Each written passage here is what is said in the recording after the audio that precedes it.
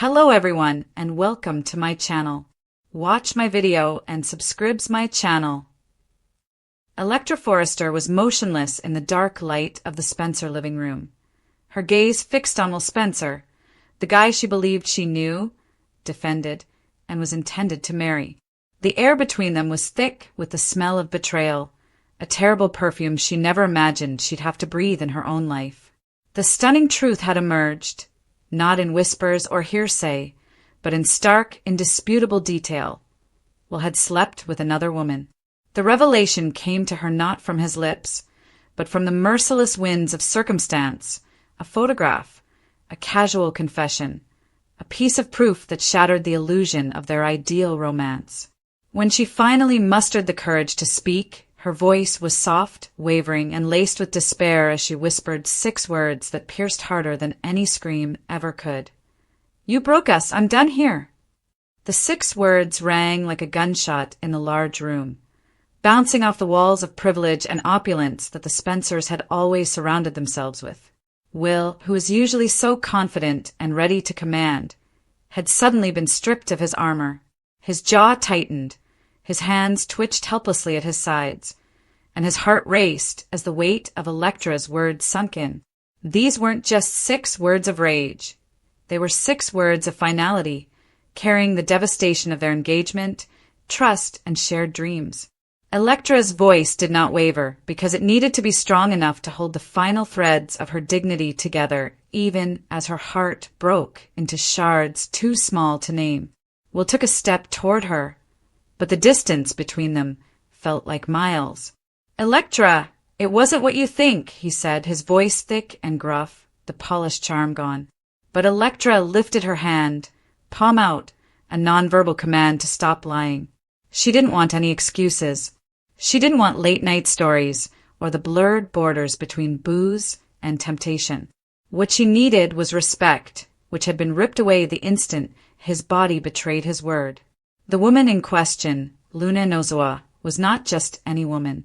She was someone Electra knew, with ties to the convoluted web of Forrester and Spencer history, which made the cut all the more severe. Will's night with Luna had been cloaked in celebration, a promotional party complete with flashing cameras and champagne toasts. However, as the hours passed into the reckless flush of morning, a line was crossed, and a secret was formed.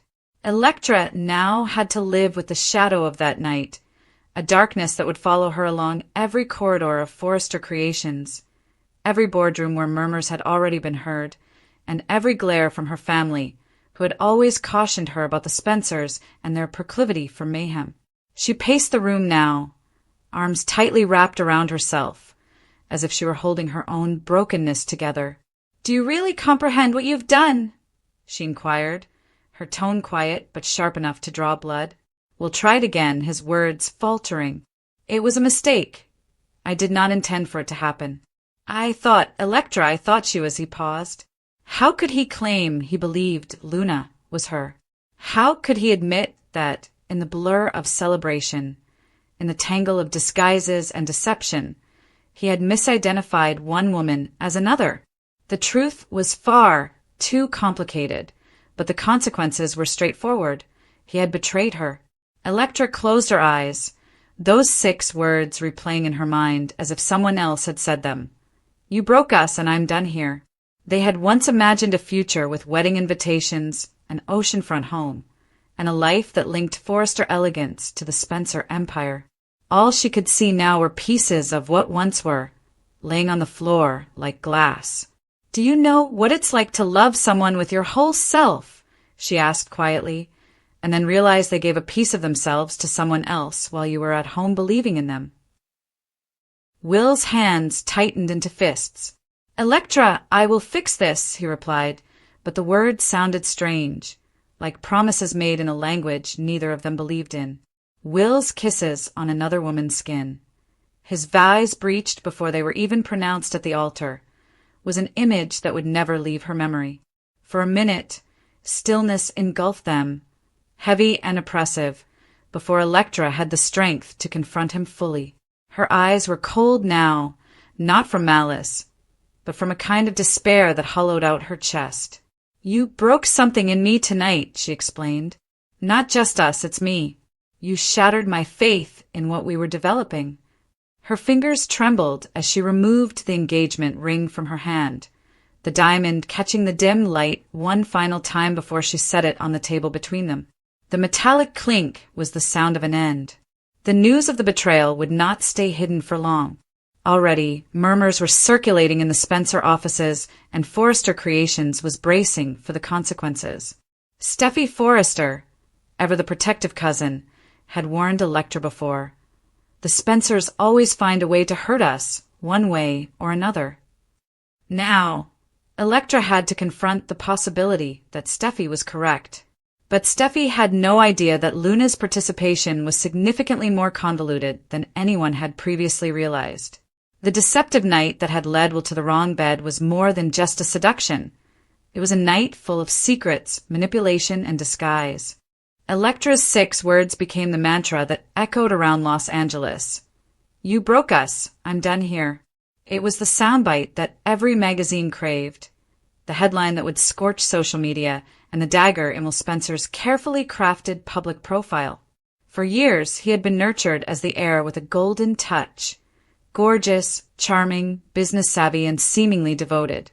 Now that loyalty was in ruins, and his kingdom was soon to experience the frost of scandal.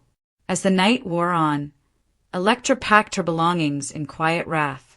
Will followed her from room to room, imploring, bargaining, remembering how they used to laugh and how she looked at him as if he was the one safe spot in a city full of predators. However, with each plea, Electra's heart hardened. Betrayal has a way of transforming gentle affection into steely resolve. Was it worthwhile? She eventually questioned at the threshold, her voice trembling only once, revealing the storm she had kept hidden inside. Was one night worth our entire future? Will couldn't think of an answer that didn't sound hollow. "I didn't want this," he muttered. "I didn't want to lose you." But desiring and acting were 2 different things, and Electra understood the distinction better than anyone else. The next morning, Los Angeles awoke to a new controversy, with the Forrester and Spencer factions abuzz with gossip, Brooke Logan shaking her head in silent dismay, and Bill Spencer outraged that his son's irresponsibility had damaged an alliance he had spent months building. Hope Logan, ever the empath, reached out to Electra discreetly, knowing firsthand what it was like to be betrayed by a Spencer man. Steffi, meantime, honed her posture, ready to capitalize on the fallout in the business battlefield. But what about Luna? Her name was murmured as both a curse and a query. Some claimed she purposefully manipulated Will. Others believed she had her own demons, motivations, and secrets relating to that fatal night. Electra wasn't sure what to trust anymore. All she knew was that the man she loved had crossed a line, forcing her to find the resolve to walk away. In the weeks that followed, Will tried everything: grand gestures, public apologies, intimate letters, and even approaching Luna to find out the truth about her intentions. But the harm was done. Electra, although heartbroken, began to rebuild. She plunged herself into Forrester initiatives, surrounded by allies who reminded her of who she was before Will. And every now and then, when she closed her eyes, those 6 words returned to her, not as a hurt, but as a self-respect mantra. "You broke us and I'm done here." However, the story is far from over.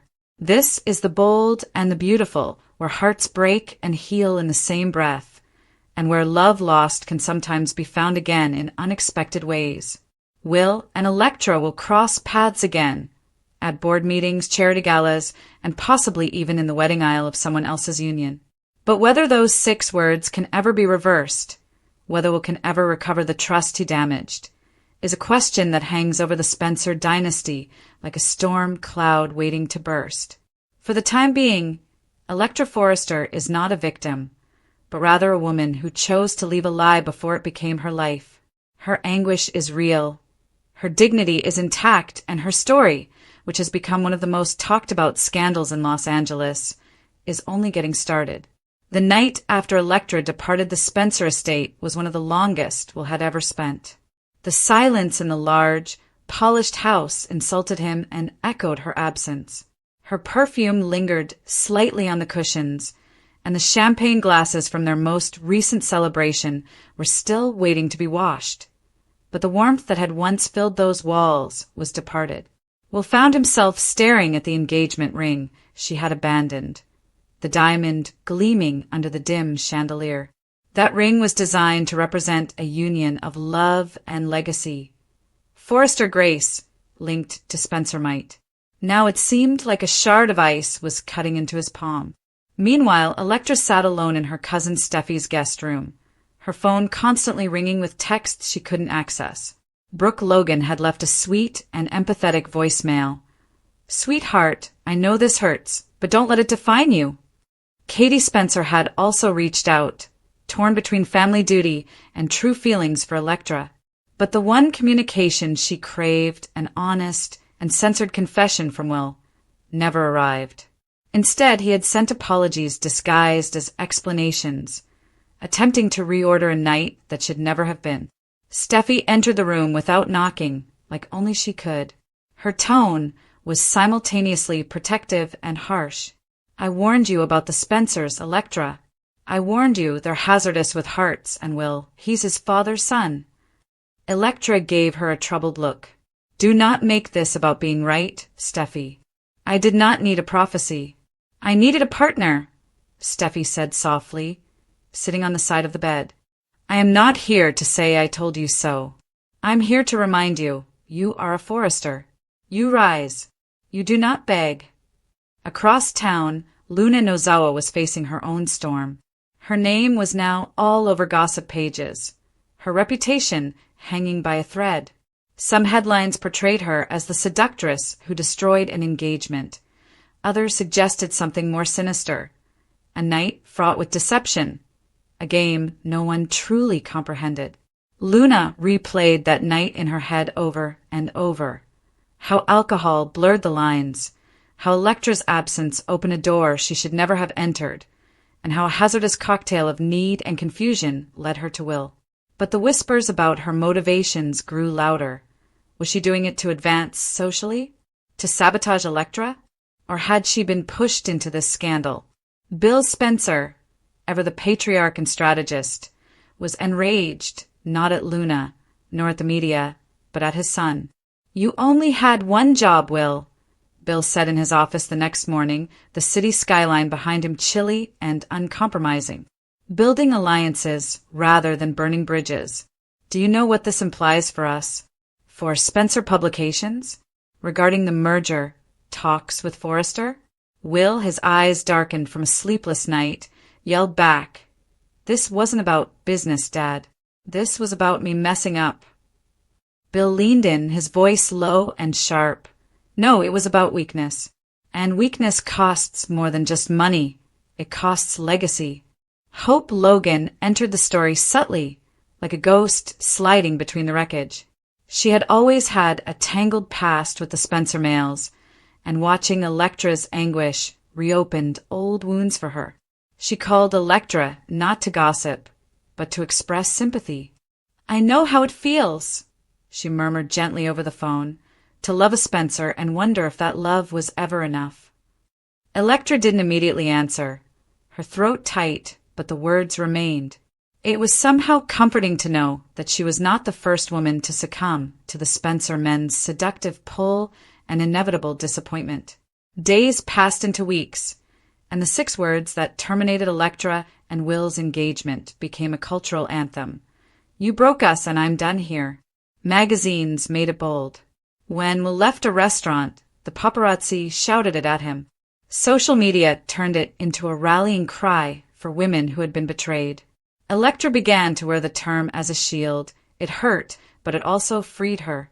She jumped into her job at Forrester Creations, creating a daring new line that reviewers dubbed the Phoenix Collection, a resurrection from the ashes. Will, on the other hand, became increasingly erratic. He tried to bury his guilt at work in late-night meetings and on half-hearted dates that felt more like public relations methods than romance. However, every lady he encountered had the same expression in her eyes: curiosity, sympathy, or opportunism. None of them possessed Electra's fire, her unique combination of grace and vulnerability. He found himself recreating their last moments. The way her fingers shook as she slipped off the ring, the trembling in her voice when she whispered those 6 words, and the steel in her spine as she walked away. Then came the shocking revelation that took the issue from personal to explosive. Luna Nozawa was pregnant. The rumor began as a murmur among Forrester stylists and was later substantiated by a leaked medical record that no one should have seen. Luna, who was already under investigation, now faced a storm that may swallow her totally. Was the child Will's? Was this her retribution or tragedy? Electra's gut twisted when she heard the news, not because she still wanted Will, but because it indicated the betrayal was more than simply a night of weakness. It had implications. Living, breathing, and crying all have effects. Steffi, ever the thinker, sensed potential in the chaos. If Luna's child is a Spencer, she informed Ridge in a heated boardroom debate, then the power dynamics shift. Ridge scowled, caught between family devotion and economic pragmatism. Electra may have walked away, but the scandal hasn't stopped spreading. This isn't all about business, Steffi. This is about lives. Electra, for her part, refused to remain a bystander in her own story. She confronted Luna on a wet afternoon outside the Forrester headquarters. Was it worthwhile? She inquired, repeating a query she had already posed to Will. Luna's eyes filled with tears. Do you think I planned this? Do you think I wanted this? Electra, that night it wasn't what it looked like. Electra had heard that line from Will and others before. Truth had become a currency that she no longer traded. Bill, meanwhile, launched his own secret operation to contain the fallout. Paternity tests were scheduled. Lawyers muttered in the corners, and deals were made behind closed doors. If the child is Will's, he will be reared under the Spencer name. If not, Bill would guarantee that the news was removed before it tarnished the brand further. But what Bill hadn't expected was Electra's refusal to be silenced. She was not after money. She wasn't seeking vengeance. She sought truth and dignity. Weeks later, at a high-profile gala, Electra made her first public appearance since the scandal began. Cameras flashed as she walked out in a bold scarlet gown, chin held high. Will looked from across the room, regret weighing on his chest. He wanted to go to her and say something, anything that would entice her back into his orbit. But the sight in her eyes when they briefly met said it all. The bridge had burned, and she was learning to rebuild without him. However, the world of the bold and the beautiful lives on twists, and rumors began to spread that Luna's pregnancy was not as it appeared. Some stated she was pressured, while others claimed she was drugged that night. There were rumors about an evil twin, manipulation, and a plan to undermine the Spencer-Forrester partnership from within. And among those whispers, a new issue emerged. Was Will a betrayer, or had he been deceived as well? Electra was not interested in conspiracy theories, at least not yet. She worried about regaining herself piece by bit. She took up causes she had previously designated for their involvement, developed a mentorship program for new designers, and even began to smile again when the cameras were not around. But at night, when the city was silent, she would occasionally listen to the sound of her own voice speaking those 6 words. You broke us, and I'm done here. Did she mean it forever? Or were they a shield for a heart that was unwilling to forgive? Will, troubled and restless, began visiting a therapist for the first time in his wealthy, high-pressure existence. I don't even know if I cheated, he admitted in one session. It sounds insane, but that night there were things I didn't understand, and I still don't. The therapist arched an eyebrow. Are you claiming you were manipulated? Will did not respond directly. However, his silence sowed the seeds of doubt, which would grow in the coming weeks. By the time winter hit Los Angeles, the players had moved. Luna vanished from the public spotlight, rumored to be in the care of her mother Poppy. Bill increased his hold on the story, threatening lawsuits and stifling leakers. Steffi concentrated on her own marriage as Finn became further involved in the Luna upheaval, attempting to determine what had transpired that night. Electra was on a new threshold, not yet healed but no longer broken.